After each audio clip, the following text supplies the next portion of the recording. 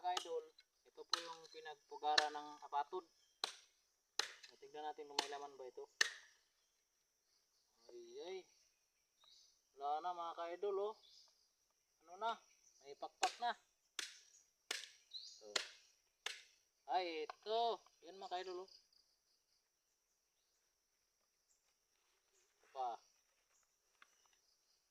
Ay, wala na.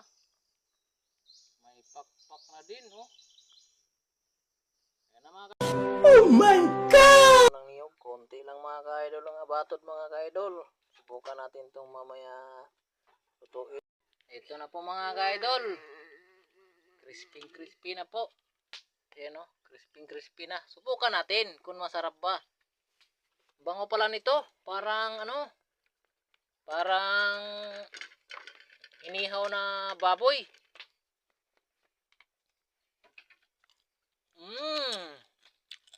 Ubos ang isang platong kanin nito mga ka-idol. Kaya pala.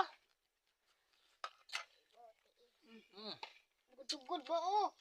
Kain kaya idol. Tugod mo diyo. Ako na mo nakakaon. Harap. Kakaon na ni gabi. Masam ni ito nga. Ato ay lakuan siguro. Wala. Yummy!